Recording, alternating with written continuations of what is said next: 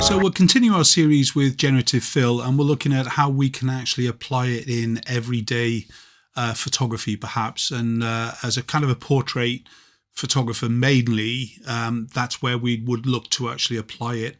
I've always felt that even in this digital world for the past 30 years, we're still not really using digital within the world of photography, general professional photography, that we should be perhaps. So perhaps this generative fill AI will explode creative element and things really. So I want to just kind of touch on some ideas for you to kind of focus through on. So one of the first things is that this image here, this is how it began. Okay, it's a black and white JPEG image that I opened up. And then we converted into a color, and then I added in a variety of different kind of backgrounds. Depends on the kind of thing that we're trying to create. And as you can see here, I've got a whole load of different types of search words that I use to change the look and the feel of the actual background itself. However, the reality is, I think all we're ever doing is basically putting the image behind, because let's not forget that when we kind of switch all these other layers off, he says, waiting for Photoshop to catch up. Remember, we're working in the beta, and it did crash today, which is a good sign.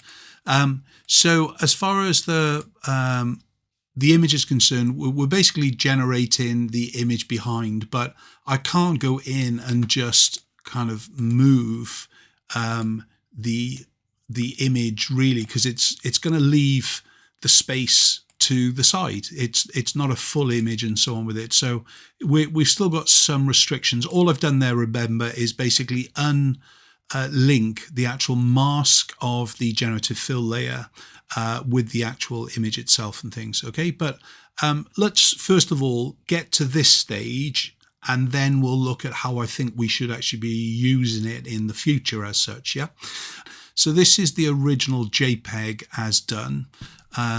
If we take a quick look at history, so Windows and history, we'll see that I've just opened it up. Okay, so it hasn't had anything else done at all.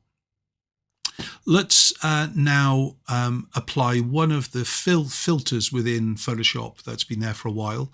So filter the neural, and we're going to click on to colorize when it loads itself. Okay, so we've downloaded the option. We're going to click into colorize, and we're going to switch it on.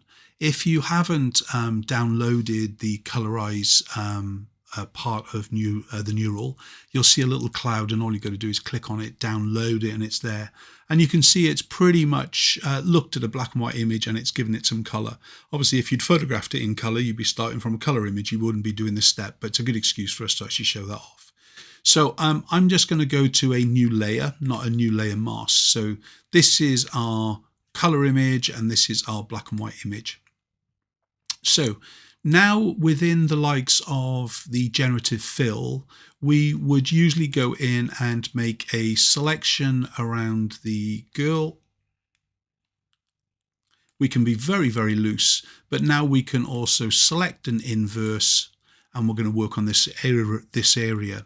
Now, because we're working on the background rather than her, I am going to actually go in and actually draw onto the actual skin itself as well. So we've actually included her. Now, if you've done too much, basically the AI is going to take care of most of it anyway. But just don't get lazy from the outset as such. You want to pad in, but not a huge amount of padding. Worst case scenario would be you would just go into the selection tool, select the subject. It's caught up with us. Okay, so it's made the selection. We want to select an inverse though, because we want to work on the background, as I was saying to you. If you need to add in the extra, you would just go into select and then basically modify and expand, and you would say do an extra 3 to 5 pixels to expand it into the image itself. Okay, once we're there, now we can go into the generative fill, and let's first of all just do old master background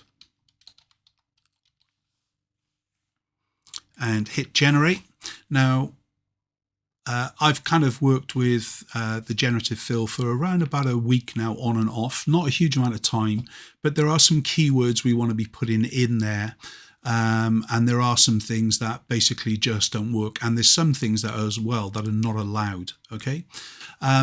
So you can see its interpretation straight off the bat of an old master background is way different to mine. However, it's not a bad creative background, is it? And if you're a photographer with a very, very small studio and you're not sure what you're doing, as far as you can't afford backgrounds, then this is definitely a kind of a step for you. Let's go in and add the word black into the forward. So old master black background. Let's see if that makes a difference. Remember, it takes about 6 to 12 seconds in the actual generative fill to actually do its job. And it keeps all of the other alternative here. So this is much more what I was expecting it to create for me, which is good. Now, straight out of the kind of the starting blocks, as it were, a generative layer, fill layer, is a smart layer. Okay.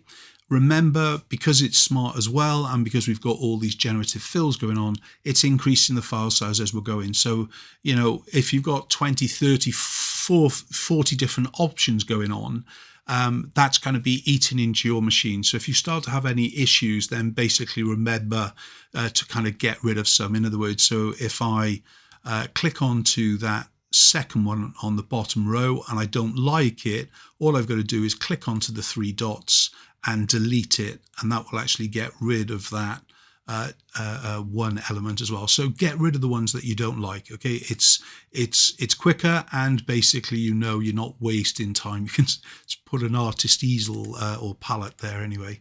So get rid of the things that you definitely don't like. I'm not sure if it's learning at all. Okay, so if I throw away things that I don't like at this point, I don't know honestly if it's going, oh, he doesn't like that, let's not give him that look and feel again.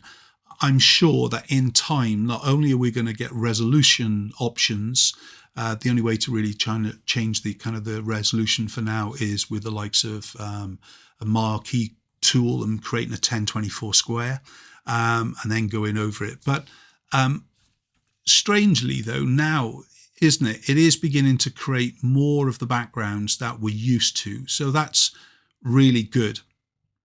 But if you're looking to not so much spend time on this one client image, but you're looking to create backgrounds for you to use across other images, I wouldn't start here. I would actually start with a blank document, and from there, that is where we create all our kind of backgrounds, like I touched on with these generative fill elements and so on with it. So this is really for me where I feel that we're going to be using it initially as photographers, is looking at more creative and more dynamic backgrounds as such. So let's close her down again, just so we can kind of free up space. Yay! We crashed it. Love it, love it, love it. Oh, okay, right. So let's open up an image anyway, and that will open up the beta. It had to happen the first time, didn't it? Yeah. Whatever I was doing, it didn't like me, and it basically said, you're a bad man. So let's just open up this image anyway. Right. So if we... Oh, it recovered it, which is good. Thank you very much. And it recovered all those files as well. Good boy. Even in the beta, it's recovering stuff. So let's switch on one of these images. Control A and Control C. That's select all and copy. Then I'm just going to go into File, New, and I'm going to create a new document based on the clipboard.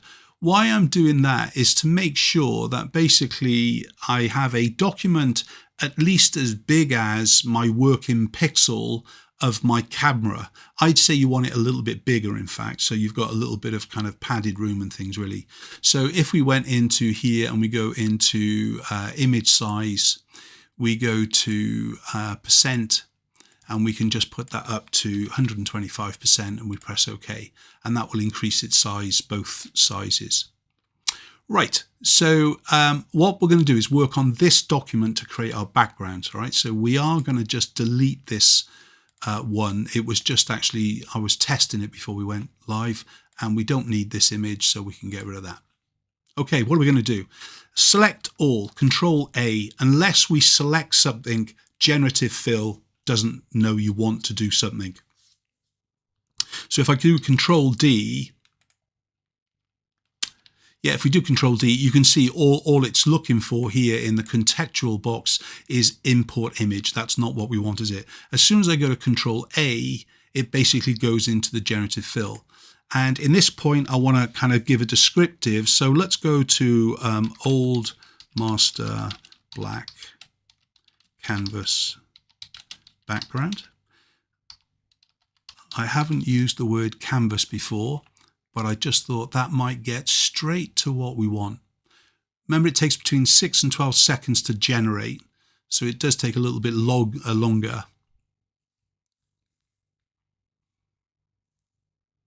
So we're going to get over. Okay, pretty good. So that canvas might have helped us. Let's hit generate again, just so we got some more. And remember that if we'd selected onto the variations, it remembers the prompt words. So I could have actually hit generate again, even if I've generated something else, as it were. Okay, so we've got definitely backgrounds here that they're pretty good. I would have said that you should have made these around about 6,000 by 6,000 to give you that full padding, or bigger if you're using a bigger image anyway, kind of thing with it. Okay, but not bad at all. Remember that they are smart, so we can add a Gaussian blur to these straight out of the bat if we want to. So filter, blur and Gaussian blur to just knock them out of focus a little bit more. And that is applied to each one. Now, of course, the benefit here, if I want to save this as a background, all I've got to do is go Shift Control Alt E, and that will make a new layer based on all visible layers. So if I switch that one off and I select back onto the Generative Fill and I select the next image, you can now see that I can do the same thing. So Shift Control Alt E, that creates that background. Back into the Generative Fill layer. Not a fan of that one, so let's delete that one. We've got that one already, so there's not a fan of that one, so let's delete that.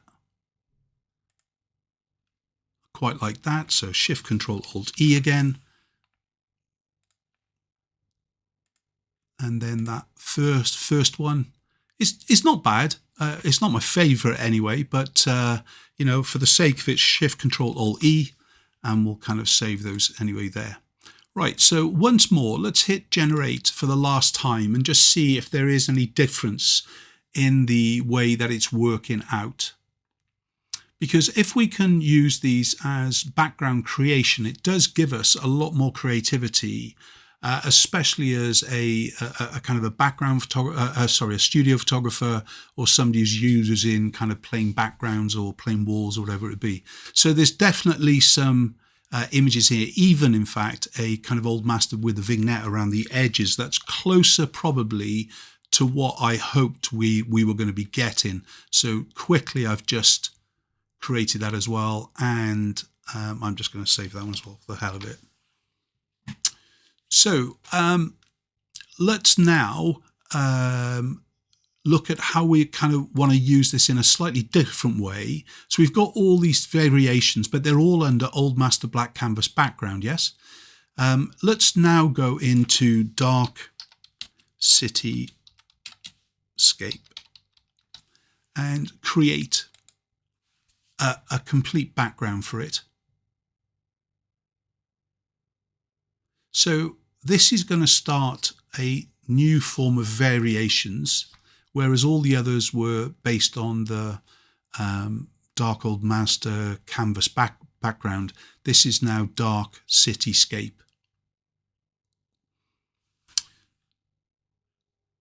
So switch that one off there. So already it's begun to create the kind of thing that I want. And of course, if I don't want it with the Gaussian blur, it's automatically a smart background anyway, as we know, so we can kind of switch that on and off no matter what with it. If you did have the likes of a fill or a adjustment layer, let's go black and white for a minute, and you did have it across the top, it kind of ignores the adjustment layer if it's on top of everything. So if I went into the adjustment layer again, even though that black and white is on, and I click on generate again, if it does exactly what it's done in the past, it ignores that adjustment layer on top. So it wasn't looking at the overall image being the likes of a black and white image. Fingers crossed that will do the same thing again. And I do like to make the kind of the training elements where they are pretty much live. So I'm learning like you are, because I'm expecting you're going to be doing very, very similar things. So we've got some really, really good images there and things, whether it's in black and white or not with it. So if we go back and we call up that girl image, recent images, and it is, oh, it crashed, didn't it? So let's go into bridge. And we'll go into our generative fill, or was it the Fuji camera? There she is. Let's bring her open. And from here now, all I want to do is make a selection of her. So we're just going to click onto the selection, select the subject. And it does help that, of course, she's on a dark background anyway. Yep. But within here, we're pretty much done there. And we're just going to do Control J to duplicate her on top.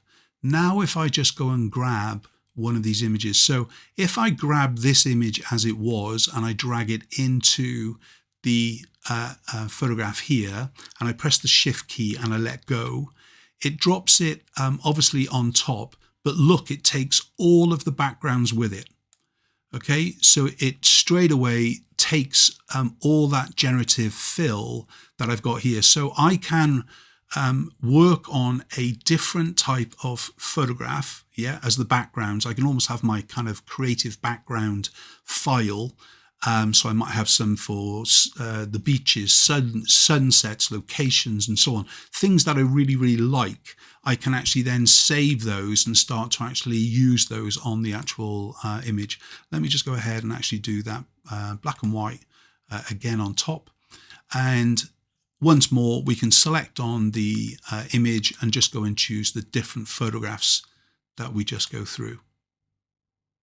The benefit of doing it in the way that I was showing you here is that if we made a background, and let's say we liked this image, yes, but we wanted it slightly darker and custom, we'll duplicate it, we'll multiply it, we'll just add a mask, we'll go B for brush and put D and then X to put black on top. And we start to actually kind of make some areas. Tab, press the X again. Okay, so if I go now Shift Control Alt E, that makes a new background based on that one. Now I drag this one in and I drag it on top. I didn't press the Shift key there, so it didn't kind of drop it there. But now you can see what it's doing. It's creating that background in the exact way that we want. So if we're working off the main image, creating background images here, like we would have done, but now we're actually creating that effect. So if you wanted the likes of a black and white photograph here, but you wanted it in a slightly darker scene, we could basically Shift Control Alt E, and then we go into a multiply mode with the one behind. Then we go Shift Control Alt E. So we've got, whoops, Shift Control Alt E, do the job. Come on, it hates me. Okay, Shift Control Alt E to that one then. Control J. Just link these together. And then we'll just drag this one in. See if that helps us. There we go. We've got our darken image. So think of not doing everything on the image itself. Perhaps you can actually work in a background, create those backgrounds for creativity.